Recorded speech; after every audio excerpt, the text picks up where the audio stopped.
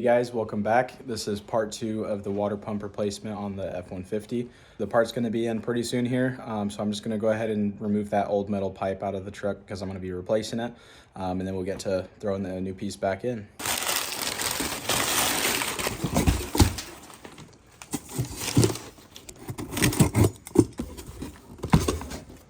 Alright, so here's that new piece, that metal pipe.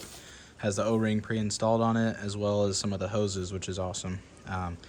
So we will get this installed first, and then we'll be able to put the water pump back in. Alright, so this little metal pipe, the only other thing that we had connected to it left was this pipe right here. So I got that pulled off, just brought the clamp back and pulled it straight off.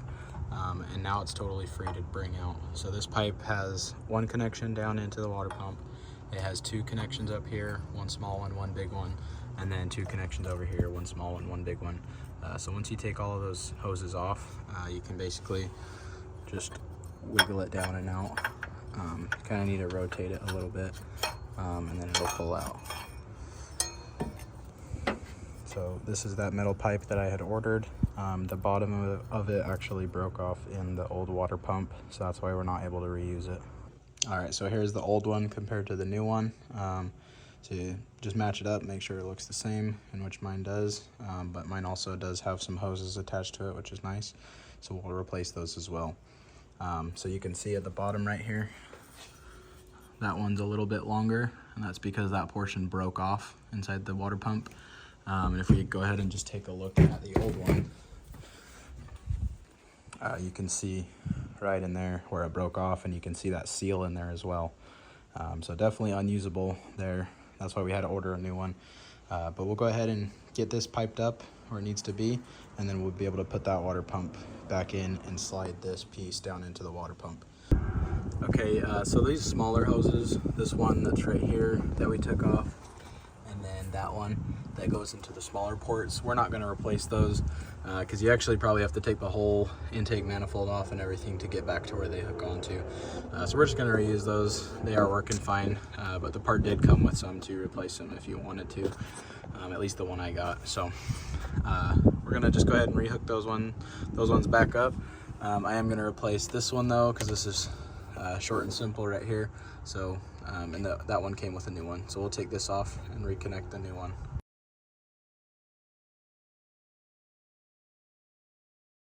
Alright, so here's that little pipe, and then here it is on the new one, so that's the same pipe, and that's just going to route into that same place that we just pulled it off. So to prep this pipe, I'm just going to go ahead and take off these 2 smaller hoses, just because we're not going to be using them. Then we'll be able to put it up into where it needs to go and start connecting up the hoses. Alright, so this is what we have now. I'll go ahead and slide it up into place, and then hook up this hose. Alright, so this is going to go up in here like this. So this left side needs to come under this big pipe right here, come straight up, and then we can see that this one is now lining up. Push it up over on where it goes, make sure it's fully seated. Okay, now we can go ahead and install this clamp.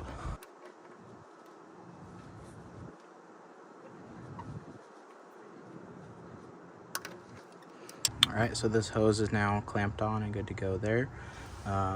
We're gonna start cleaning up the surface for where the water pump goes.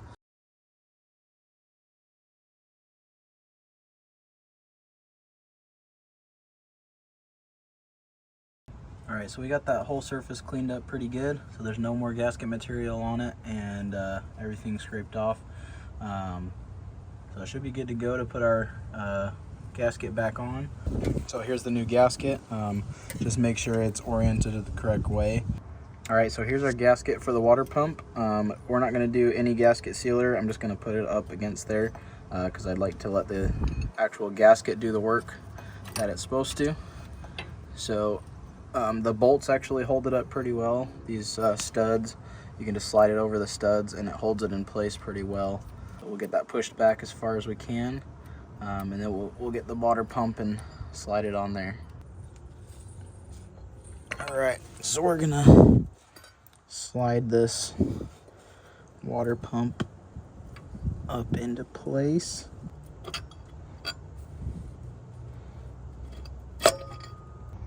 All right, so with our torque specs on all of the bolts for the water pump, we have our nuts, the ones that go on the studs, are going to be 5.5 foot-pounds, which is quite low. And then the bolts that are going into the timing cover, which is this guy, so the timing chain housing back there is going to be 18 foot-pounds. And then these two heavy-duty ones that are going back into the engine block are going to be 25 foot-pounds. All right, so we're going to put the 4 nuts that we have over the studs and get those tightened down to the 5.5 foot-pounds, and that'll kind of just help seat our gasket and seat the water pump in place. That way we can get our heater pipe installed.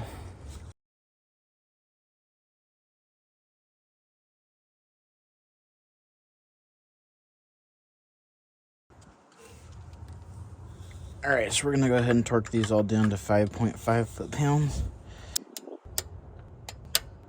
All right, so now that that water pump's in place, we got the gasket behind it, and it's nice and tight, we can go ahead and push this heater hose into place. Because it's a new part and it has the new gasket on there, it's gonna slide down pretty easily. If you're reusing your part, definitely replace this O-ring on the bottom, that little red O-ring. You're gonna wanna replace that. Your water pump should come with a new one. So we have a brand new one. We're just gonna push that down into its spot. And then we have one screw that fastens this down to the water pump.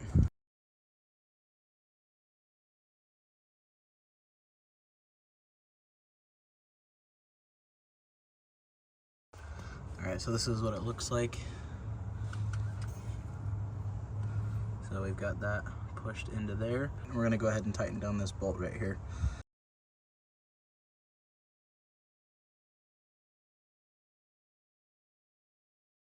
So we've already got this new one connected over here. The smaller one on the back, which is hanging right here, we're gonna go ahead and connect that on there.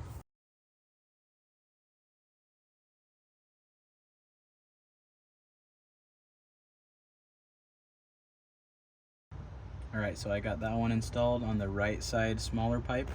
We got the bigger pipe on the right side already done, so this side's good to go.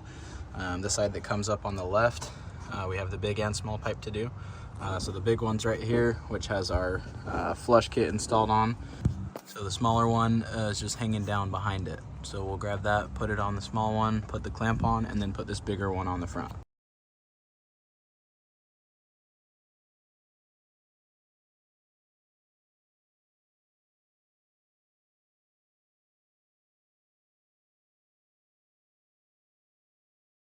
So all of the hoses are hooked up to that little black heater hose pipe. So that part's good to go. We did unhook a little electrical connection right here, so we'll go ahead and plug that back in. My little green seal right there in the middle had fallen out and it was laying right there, so I luckily found that, caught it, and then cleaned it up real good and pushed it back in there. So make sure you don't lose that when you disconnect that. So it's gonna clip on right here, just like that. So I replaced the thermostat, which is right behind this pipe, in another video, and I ended up taking this hose off to just get it out of the way, but I have it hanging over right here. So this is the heater core inlet hose, and we're gonna swing it back over and get that installed. So that just goes right there.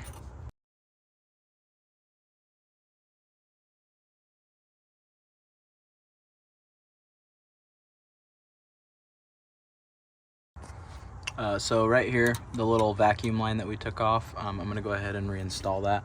So I just have that hanging down here. So this pushes onto here. No idea how this is supposed to look from the factory, but whatever they have going on here works. So we will just leave it like that. All right, so I went ahead and pushed this little electrical connector in here to that hole, and then pushed the little square one on this stud down here. All right, we are now in a spot where we can go ahead and install our bracket right here, and then install the rest of the bolts in the water pump housing. Also, don't forget to clean up these threads before you put them back in. These are those long ones that go into the engine block from the bracket. So we're gonna wire brush these up, get them nice and clean, and then put a little bit of anti-seize on them. All right, so I got both of these bolts cleaned up nice and good. They're all brushed out, and I got just a dab of anti-seize on the threads so they don't get locked in there again. So we'll go ahead and install the bracket and install these in there.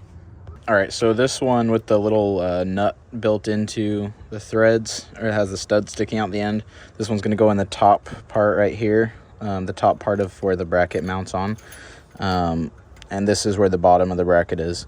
So we'll start threading this in. Just get it started. All right, and then this one's gonna be torqued to 18 foot-pounds.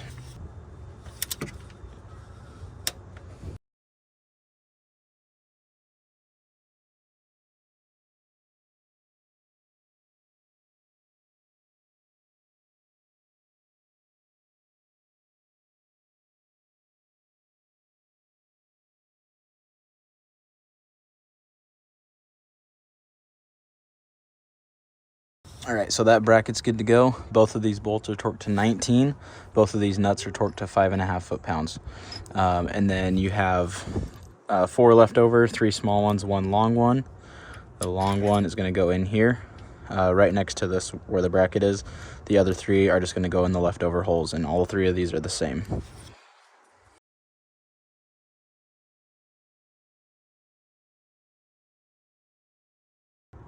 All right, and then all 4 of those bolts that we just put in are gonna be torqued down to 18 foot-pounds.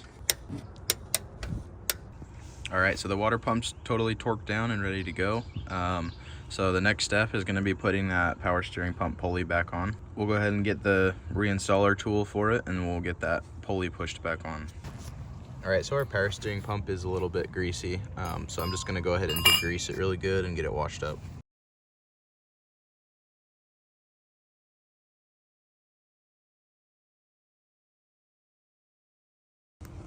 All right, so we got that pulley cleaned up and degreased really good. So this is ready to reinstall.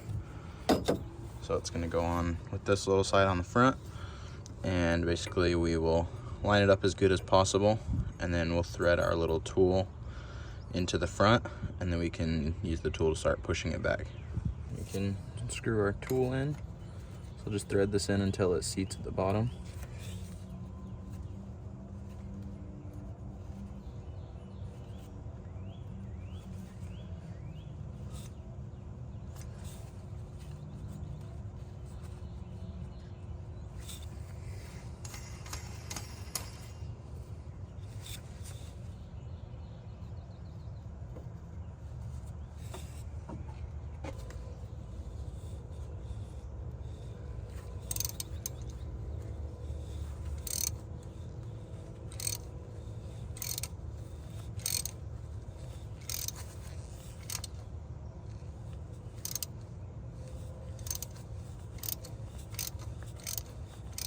All right, now that that's threaded in, we can go ahead and spin this up until it meets the surface.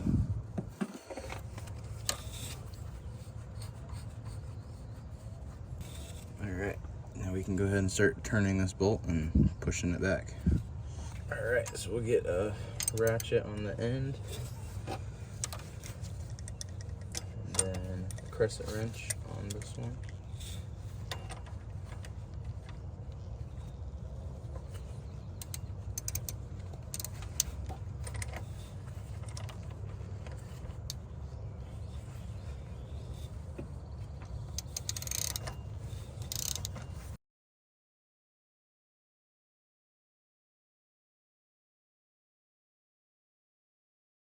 All right, so I'm actually sitting up in the engine bay right now. This will give me a bird's eye view of if this pulley is lined up or not.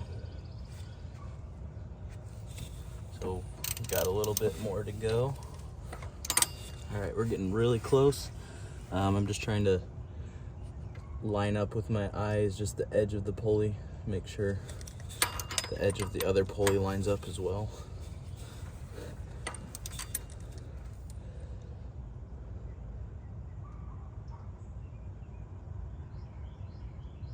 That looks pretty much perfect right there. So I'll show you what I'm talking about.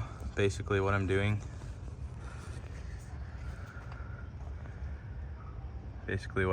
Is I'm taking the edge of the compressor pulley and I'm just barely barely lining it up and making sure that the pulley behind it is lined up as well. So you can see that this looks pretty good. All right, now to get this tool off, one thing you can do is just stick a little extension into where the power steering pump is. That'll give you some leverage to pull the tool out. Like that. All right, so the power steering pump pulley is back on. That's good to go. We're gonna go ahead and get our lower radiator hose put back on. All right, so I just went ahead and rinsed this hose out really good. So now it's nice and clean inside.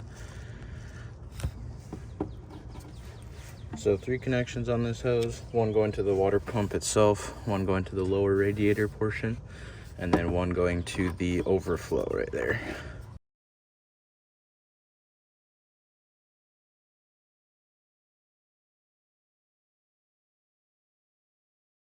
All right, so we got the lower radiator hose installed, one on the water pump, one on the lower radiator, one on the overflow. So that's good to go. Now we're gonna go ahead and get our water pump pulley back on, but that had a ton of WD-40 on it, so we're gonna get that cleaned up as well.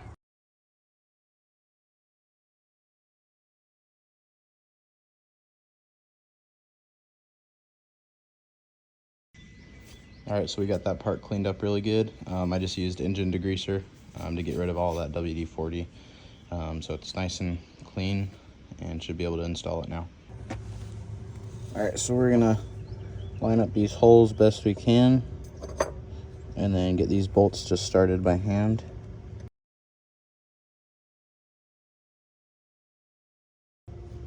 All right, now they're threaded in by hand, we're gonna lock them down with the impact gun.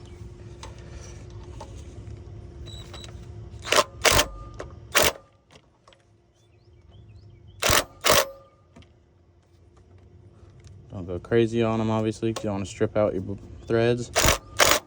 Get them nice and snug. All right, that should be good right there. All right, now that we're at this point, we can go ahead and put our serpentine belt back on. All right, so definitely make sure you inspect your belt before you put it back on. Make sure there's no cracking or any rocks or anything just stuck in the belt. Just make sure it's nice and clean. Make sure there's no tears or anything, and then we'll put it back on. So the way that the belt routes on this engine is it's gonna start up here at the AC compressor with the threaded side down, and then it's gonna come down underneath this pulley. It's gonna go up over the alternator. It's gonna go down around the idler pulley. It's gonna come up over this tensioner, and it's gonna go down around the crankshaft, and then, down around the harmonic balancer, and then around the water pump, and then around the power steering back up to here.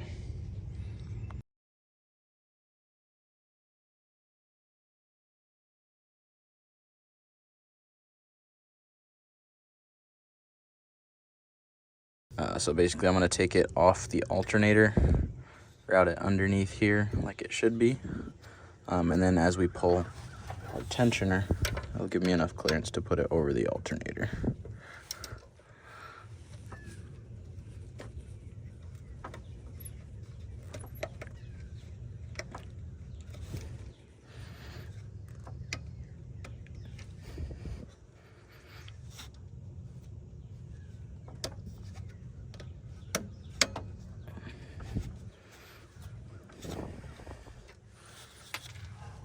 All right, so our belt is on. Just make sure all the ribs are lined up good and that they are on the track. Everything looks good to go. And then on these ones, they'll self-align once you start the engine. So, but just make sure they're close to being and where the path is. All right, so our belt's installed. We can go ahead and install our upper radiator hose.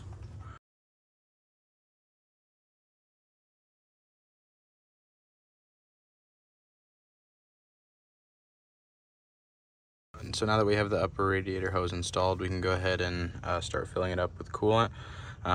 Everything that uses coolant, so all the coolant hoses have been connected at this point, so we should be able to fill it up and make sure there's no leaks. Also, before we do that, we're going to want to close your drain port if you did open that.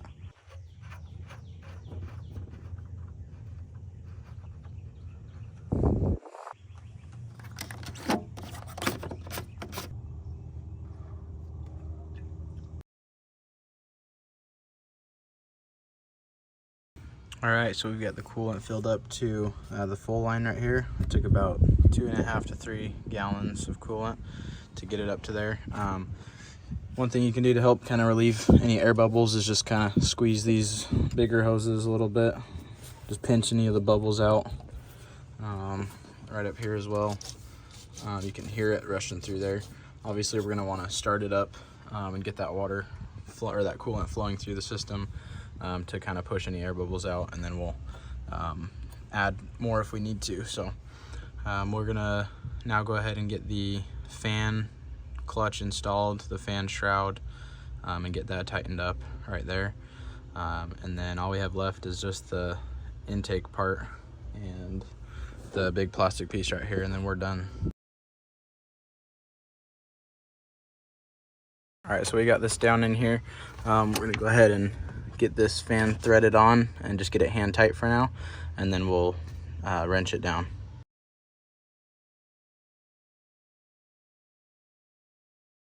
All right, so we've got it hand tight on there. The torque setting for this is 41 foot-pounds, but I do not have a Crescent torque wrench. You can buy a Crescent wrench that has torque settings on it. There's digital ones and just regular ones. I don't have one of those, so I'm just gonna get it really tight with my Crescent wrench. But what's nice about this is when it's rotating, the only thing that can possibly happen is it getting tighter. It can't ever get looser because it's spinning against the way the threads are, the way that the threads are. So we're just gonna get it really tight by hand. I can kind of estimate 41 foot-pounds.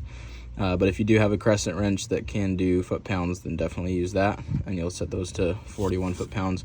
These smaller bolts right here are 19 foot-pounds. I just learned that, so if you're torquing these ones down, do 19 foot-pounds on those for the pulley. All right, so we've got that nut tightened down pretty dang good, so it should be good to go. Now we just need to install our intake piece and then hook up our vacuum line and electrical line to that.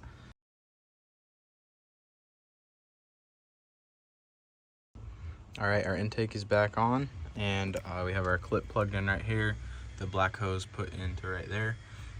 So now basically we can put our front shroud panel back, put our little pins in, and then we'll start it up, and then as this level goes down, if at all, we'll just keep pouring coolant in there until it reaches that top level.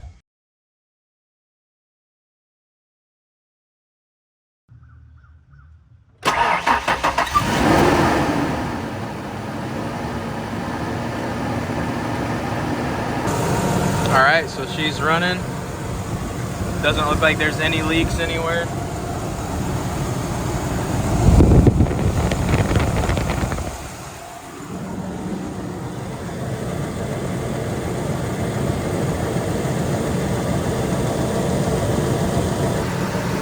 Everything looks really good. So we'll let it warm up and make sure the heat's working good. If the heat isn't working good, we'll just add a little bit of water into here with the hose, and that'll kind of force the water up into there. That is a little bit higher than right here, so it's hard for the coolant to get up in there, but it should get up in there automatically.